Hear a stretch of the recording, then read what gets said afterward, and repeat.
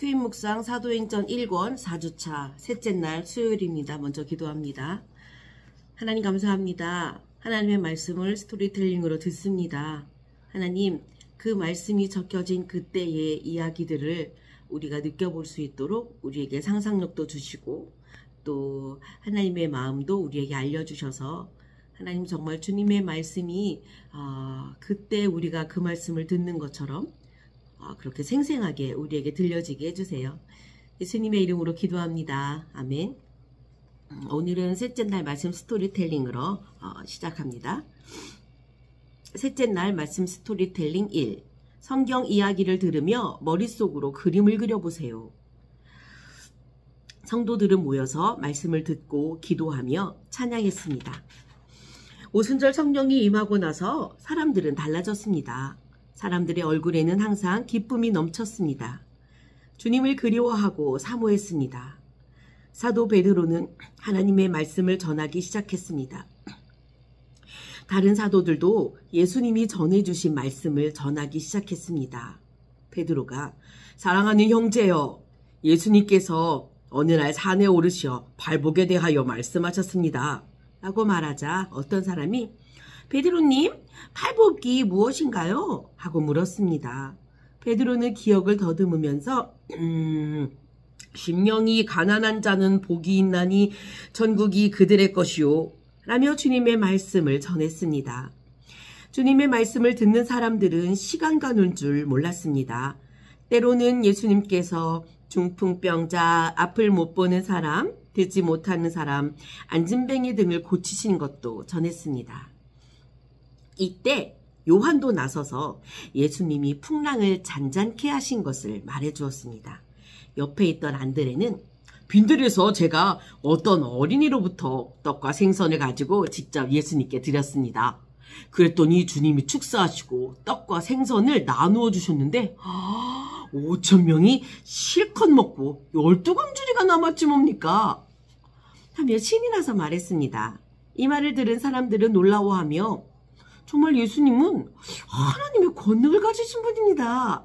라며 주님을 찬양했습니다. 갑자기 베드로가 눈시울을 적셨습니다. 요한이 베드로님 무슨 일이 있습니까? 하고 물었습니다. 베드로는 주님이 예루살렘에 올라가 고난을 받으시겠다고 말씀하셨을 때 무슨 말인지 저는 몰랐습니다. 예수님이 얼마나 답답하셨을까요? 저는 주님을 3번이나 부인했던 비겁한 제자였습니다. 라고 울먹였습니다. 요한도 가슴을 치며 저는 주님의 사랑을 누구보다 듬뿍 받았습니다. 그러나 주님이 잡혀가셨을 때 무서워서 도망했던 사람이었습니다. 라고 말했습니다. 그때 예수님의 어머니 마리아가 여러분들 주님 앞에 부끄럽지 않은 사람이 어디 있겠습니까? 저는 주님이 십자가에서 돌아가실 때 하늘이 무너지고 가슴이 미어졌습니다. 그러나 주님은 죽음을 이기고 부활하셨잖아요. 라고 제자들을 위로하였습니다. 옆에 있던 도마가 마리아님의 말씀이 맞습니다. 부활하신 주님이 나타나셔서 도마야 손가락을 못자국에 넣으며 손을 옆구리에 넣어보라 고 말씀하셨습니다. 라고 말했습니다. 이 이야기를 들은 그곳에 모인 사람들은 주님은 부활하셨습니다. 할렐루야! 하고 외쳤습니다. 베드로가 사랑하는 형제들이여, 이제 우리는 주님의 십자가와 부활하심의 증인들입니다. 이제 목숨을 다하여 예수가 그리스도 되심을 전해야 합니다. 라고 외쳤습니다. 그곳에 있는 사도들과 사람들은 아멘! 이라고 외치며 다짐했습니다. 그렇다면 사도들은 어떻게 예수 그리스도를 전할까요? 자, 기본적인 질문부터 시작합니다. 오순절 성령이 임하고 나서 사람들이 어떻게 되었나요? 달라졌죠. 겁많아 숨었던 사람들이 이제 당당히 예수님이 하신 말씀, 하나님이 가르쳐 주신 말씀들, 예수님이 하신 일들을 말하기 시작했어요. 얼굴에는 항상 기쁨이 넘치고 또 주님을 사모하며 제자들이 그 일들을 하기 시작했죠. 사도들은 성도들에게 무엇을 가르쳤나요? 하나님의 가르치심을 들은 대로 가르쳤죠. 예수님이 하신 일을 본 대로 가르쳤죠. 근데 베드로가 중간에 울먹였다고 오늘 이야기가 적혀있죠. 왜였을까요? 자기가 했던 일이 생각이 나서 그런 거죠. 자기가 얼마나 예수님의 마음을 아프게 했었는지가 떠올라서 말이죠. 그리고 예수님이 보고 싶지 않았었을까도 싶어요. 요한이 후회한 것은 무엇일까요? 예수님이 잡히셨을 때 자기는 살아보겠다고 도망갔던 걸 후회했어요. 도마는 무엇을 증언했죠? 예수님의 부활을 증언했어요. 예수님이 정말 부활했다고요. 말이죠. 제자들은 누구의 증인인가요? 예수님의 증인이죠. 부활의 증인이죠. 그리고 사도들은 무엇을 다짐했죠? 전하자! 맞아요. 예수님의 부활을 증언하며 예수가 그리스도이심을 전하는 자로 살자고 다짐했죠. 그렇다면 사도들은 어떻게 예수 그리스도를 전할까요? 자기가 본 것, 자기가 들은 것을 기반으로 내가 지금 확신하고 있는 것을 전할 수 있는 거죠. 예수님의 가르치신 대로 살면서 전할 수 있는 거죠. 자, 한 걸음 더 질문입니다. 1번입니다. 사도들이 초대교회 성도들에게 예수님에 관한 말씀을 많이 전하게 된 이유는 뭘까요? 왜 사도들이 그렇게 많이 전할 수 있었을까요? 가장 가까이에서 예수님이 하신, 또 예수님이 가르쳐 주신 말씀을 들었던 사람이죠. 그리고 예수님이 하신 일을 직접 본 사람들이기 때문이죠. 두 번째 질문입니다. 사도들은 예수님에 관한 것 중 어떤 것을 주로 전했을까요? 예수님이 얘기해 주신 하나님에 대해 알려주신 것, 하나님의 나라에 대해 알려주신 것, 또 예수님 본인이 누구신지에 대해서 제일 많이 얘기하셨죠. 그것에 대해서 전했을 것 같아요. 아무래도 많이 들은 것을 전하지 않았을까요? 3번입니다.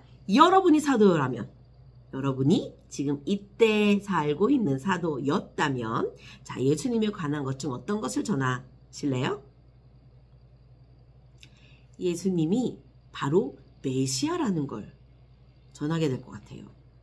그게 그 언약, 구약에 써져 있던 그 언약의 메시아가 바로 예수님이었다고 말이죠. 그러니 그 메시아를 믿고 구원받자고 얘기하겠죠. 자, 4번입니다. 초대교회에서 사도들이 중요한 이유는 뭘까요? 왜 사도들이 중요할까요? 증인이라서 중요해요. 5번입니다. 사도들이 주님의 십자가와 부활의 증인이 돼야 하는 이유는 뭘까요? 직접 보고 들은 사람들이니까요. 증인이란 건 직접 보고 직접 들은 것을 본 대로 들은 대로 전하는 사람이거든요. 솔직하게 가감없이 정확하게. 자, 오늘 주신 말씀으로 기도해 볼까요?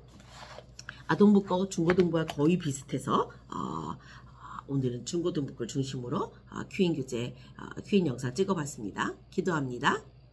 하나님 감사합니다. 하나님, 사도들이 부활의 증인으로 살기를 결심하고 또 그들이 자신이 본 것들, 또 들은 것들을 사람들에게 전하고 가르치고 있는 것들에 대해서 우리가 생각해 보았어요.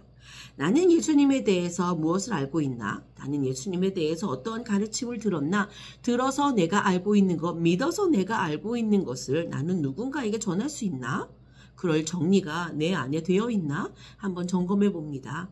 하나님, 나만 하나님을 믿는 것이 아니라 나와 함께 있는 또 내 친구, 또 다른 누구, 혹은 저기 멀리 살고 있는 다른 정말 누군가에게, 이방 민족들에게, 또 아직 예수님을 모르는 소수 민족들에게, 몽골에 있는 그들에게 하나님의 복음을 전하기 위하여 훈련할 수 있도록, 훈련되도록 우리를 하나님께서 하나님의 도구로 사용하여 주실 뿐만 아니라 정말 잘 듣고 배우고 익히고, 그래서 제대로 된 것들을 전해줄 수 있는 하나님의 증인으로 살아가게 해주세요. 예수님의 이름으로 기도합니다. 아멘. 더운 날 건강 조심하시고요. 또 내일 뵙겠습니다.